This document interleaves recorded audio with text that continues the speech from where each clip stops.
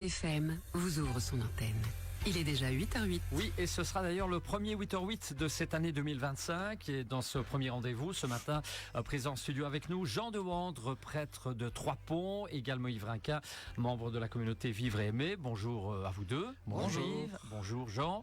On va juste vous demander un peu ce que vous allez présenter, ce que vous faites exactement.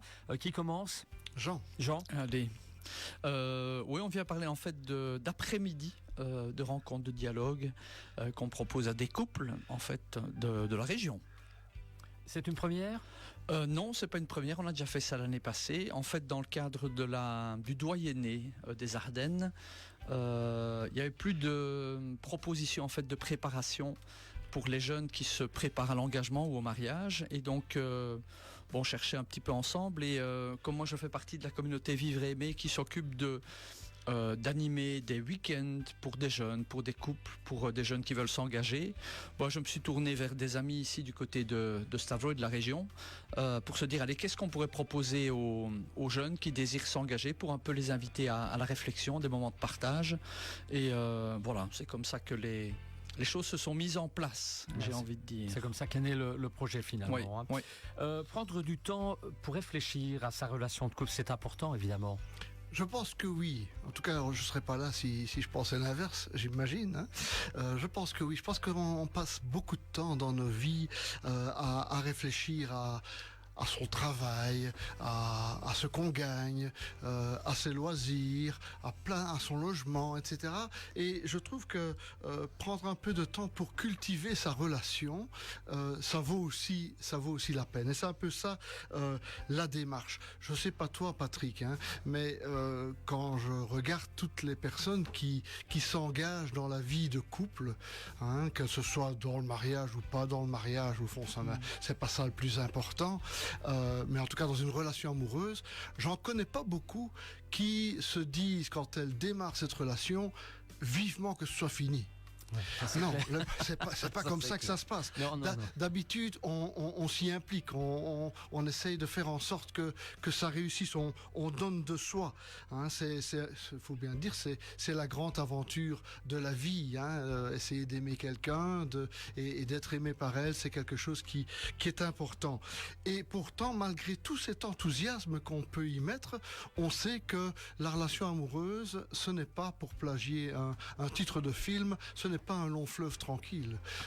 Il y a des moments qui sont pas faciles à vivre, il y a des moments plus compliqués les autres, et c'est dans la vie de tout le monde. Alors prendre un petit peu de temps, s'arrêter, se recentrer pour essayer de se dire, mais au fond, qu'est-ce qu'on a envie de vivre?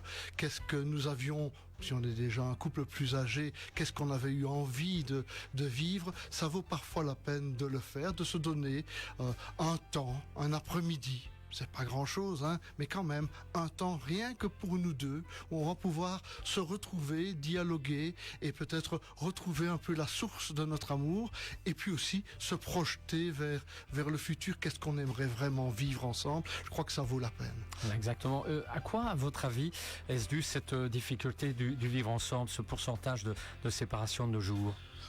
À quoi est-ce que cela est dû? Je pense qu'il y a parfois des confusions. Je pense qu'il y a une confusion parfois entre le fait de tomber amoureux et de se tenir dans l'amour. Ce n'est pas la même chose. On croit parfois que l'amour, c'est ce moment d'émotion que l'on peut avoir au début d'une relation. Et puis au fond, non, c'est pas ça l'amour. L'amour, ça se vit dans le concret du quotidien. Et dans ce concret du quotidien, évidemment, il y a pas mal de choses qui ne sont pas telles qu'on les avait rêvé, et pouvoir arriver à tenir dans tout cela et arriver à aimer l'autre dans tout cela, eh bien je crois que c'est ça l'enjeu. Très bien. Alors qu'est-ce qu'on va faire véritablement durant ces après-midi, Jean? Oui, donc il y a quelques présentations entre guillemets qui sont proposées. Une première, c'est aller à la rencontre de soi. Moi je me dis toujours que l'autre ne peut m'aimer que si je m'aime un minimum, et donc c'est un peu me découvrir moi dans mes talents, j'ai envie de dire, mais aussi dans mes fragilités. Et donc voilà, c'est important. Moi, c'est quelque chose qui me frappe dans la vie d'aujourd'hui. Je trouve qu'on n'a plus tellement le temps d'aller à la rencontre de soi, de savoir qui on est, de savoir ce qui nous anime, ce qui nous rend vulnérables, ce qui fait que les gens nous apprécient. Et donc il y a toute une première dimension plus personnelle, j'ai envie de dire, la rencontre de soi pour mieux se dire à l'autre, pouvoir un peu l'aider à me découvrir dans ce que je montre spontanément, mais aussi peut-être dans ce que je cache. Et donc c'est intéressant d'avoir un peu d'oser se dire en force et en fragilité. Voilà, donc ça c'est la première, première présentation. Il y a aussi l'écoute, bien sûr. Voilà, l'écoute, ça c'est vraiment quelque chose, tout ce qui tourne autour de la communication, on se rend compte qu'aujourd'hui c'est tellement important. Et donc voilà, on va proposer un petit exercice. Et moi qui aime bien le rallye aussi, je parle souvent des dérapages de l'écoute, parce qu'on se dit parfois j'écoute, mais en fait non, on est en train de donner des conseils, on est en train d'analyser un peu comment l'autre fonctionne. Voilà, donc c'est vraiment prendre un moment pour un peu creuser notre écoute et de se dire un peu mais qu'est-ce qui est vraiment important, et donc t'accueillir dans ce que tu me partages et pas entre guillemets mettre des sparadraps ou des choses comme ça sur ce que l'autre me partage. C'est clair. La rencontre de l'autre, Yves. Alors la rencontre de l'autre, c'est un petit peu d'abord se rappeler comment on s'est rencontrés. Ce moment de romance, comme on dit. Les bons moments, les premiers émois. Je crois que c'est quand même terriblement important de se remémorer cela, parce que c'est quand même la source de ce qui fait qu'on est ensemble. Donc c'est d'abord ça qu'on va essayer de retrouver, et puis quand même aussi aller regarder, tiens, qu'est-ce qui est venu à un moment donné perturber cette romance? Qu'est-ce qui fait que maintenant on est entré peut-être dans certaines habitudes, on est entré parfois dans certains petits conflits au quotidien. Donc voilà, ça c'est ce qu'on appelle la désillusion. Voilà, après la romance, vers la désillusion. Mais pour certains, la désillusion, c'est la fin de l'amour. C'est fini, ça ne marche plus. Et si c'était justement à travers les désillusions qu'on pouvait commencer à s'aimer pour de vrai, comme dit Vianney, pour de vrai. Hein? Je pense que c'est un petit peu ça l'esprit, et de se dire, mais au fond, l'amour c'est une décision, et à travers tout ce que nous allons vivre ensemble, en bon comme parfois en moins bon, je décide, je choisis de t'aimer. Merci docteur.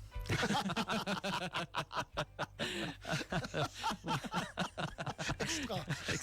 Alors, il y a aussi ce fameux langage de l'amour. Alors, c'est pas c'est langage de l'amour. Nous en avons plusieurs, et nous avons chacun notre manière d'exprimer notre amour à l'autre. Hein, chacun a sa manière de faire. Mais il est important d'en être conscient, de savoir, tiens, quelle est ma manière de t'exprimer mon amour. Et c'est important que l'autre ait conscience de comment je lui exprime mon amour. Parce que si on n'est pas conscient de ça, on risque de passer à côté.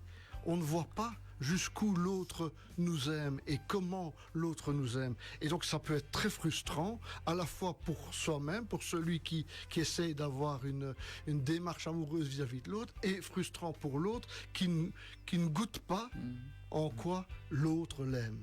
Voilà. Et alors, quelles sont les valeurs, quel sens dans l'engagement? Oui, c'est un peu aller de se dire dans cette vie amoureuse, quelles sont un peu les valeurs importantes pour moi, pour nous, sur quoi est-ce que, j'ai envie de dire, nous bâtissons notre projet de couple, voilà, et donc ces valeurs humaines. Et c'est vrai que certaines personnes aussi s'engagent parfois en église, et donc c'est de se dire un petit peu, mais voilà, quelle est la place aussi des valeurs spirituelles, peut-être des valeurs chrétiennes dans cet engagement, et donc d'inviter à un questionnement, un partage à deux, pour un peu ouvrir cette porte-là qui n'est pas toujours nécessairement ouverte. Mais voilà, moi je dis souvent que je ne suis pas là pour vendre une camelote, entre guillemets, même comme prêtre, je suis pas là pour vendre du sacrement de mariage ou des choses comme ça, mais je suis là pour éveiller, inviter à se poser des questions, à donner du sens à ce qu'on vit et à nos engagements. Et voilà, cette 5e présentation, elle tourne un peu autour des valeurs, des fondements, de ce que nous avons envie de créer ensemble, et quel sens on a envie de donner à notre engagement, que ce soit dans la société, que ce soit dans les communautés chrétiennes. Voilà, on constate finalement qu'il y a vraiment plein de questions à se poser pour former une vie de couple. Tout à fait. Un Jean et oui, Yves. Tout à fait. Ouais. Moi, j'ai une chose qui me frappait. J'ai réentendu, je pense à l'année passée, enfin, on vient de sortir de 2024, mais une enquête qui avait été faite Moi, je l'avais entendu, je pense qu'il y a 25 ans, où on posait une question aux gens disant « C'est quoi la chose la plus importante dans votre vie ?» Et les gens ont redit que pour 75% des gens, c'est leur vie de couple et leur vie de famille qui était le projet le plus important. Et donc, je me dis que ça vaut la peine aujourd'hui de donner des pistes pour vraiment aider à vivre pleinement, de manière épanouissante, ce projet qui est pour la plupart des gens le plus important de leur vie. Très bien. Alors, concrètement, quand ça va se passer et où cela va-t-il se passer? Et comment et pour qui? Oui, voilà, exactement. Toutes les questions, ça va, comme ça on met un petit peu de tout. D'abord, pour qui, je crois que c'est quand même très très important de bien redire que ça s'adresse à toutes les formes de couple, quel que soit son âge, quelle que soit sa durée de vie ensemble. Pour vous donner 2 exemples, l'année passée, nous avions un jeune couple qui avait 5-6 mois de vie commune et qui avait envie d'un peu réfléchir à sa relation, et nous avions un couple qui avait 60 ans et qui avait envie d'un petit peu rafraîchir son couple. Donc ça va vraiment dans tous les autres. Des personnes qui sont à la fois en préparation au mariage, comme le disait Jean, mais aussi des personnes qui ne se destinent pas du tout au mariage et qui ont envie de vivre en couple, tout simplement. Il y a pas, voilà, le mariage, c'est pas une obligation en soi, hein, c'est aussi un choix. Et donc voilà quoi. Donc c'est pour dire que ça s'adresse vraiment à tout type de couple. Et quelqu'un m'avait posé la question, et j'aime bien de la donner quand même. Quelqu'un m'a posé la question une fois: est-ce que ça s'adresse aussi aux personnes homosexuelles? Oui. C'est un couple. Si on forme un couple, on forme un couple. Hein. Et donc, les questions qu'on aborde, elles valent pour tous les couples, évidemment. Hein. Donc, c'est important. Alors ça, c'est la première chose. À qui est-ce que ça s'adresse? La deuxième chose, c'est comment est-ce que ça se passe? Comment est-ce que ça se passe? Eh bien, c'est très simple. C'est une après-midi détendue. Hein. C'est pas un moment de conférence où on vient écouter une conférence d'un spécialiste, un psychologue ou un conseiller conjugal qui vient dire comment il faut vivre en couple. On n'est pas du tout là-dedans. Ça se passe essentiellement sous forme de témoignages de jeunes couples de notre région qui ont accepté de réfléchir et d'écrire autour des thèmes que nous avons abordés, et qui vont partager ce qu'ils ont écrit, comment eux ils vivent les choses. Et puis après cela, eh bien, on renvoie au couple une question, une interpellation, et chaque couple vit l'après-midi à 2. Donc c'est pas des tables de discussion où on va papoter ensemble sur la vie du couple, c'est vraiment un moment où on vit à 2. À part peut-être un petit moment dans l'après-midi, mais qui est vraiment un petit moment. C'est 95% de l'après-midi, ça se vit avec toi et avec moi. Et c'est ça qui compte.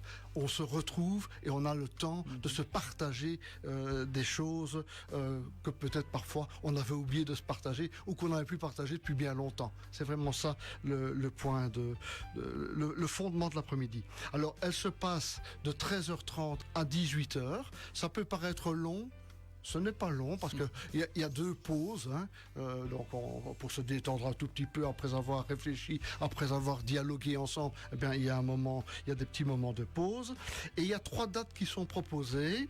C'est le dimanche 26 janvier prochain, le dimanche 9 mars et le samedi 5 avril. Le dimanche 26 janvier, ce serait bien que si des personnes nous écoutent et sont intéressées, puissent s'inscrire d'ici le 15-16, hein, histoire qu'on ait une dizaine de jours. Hein.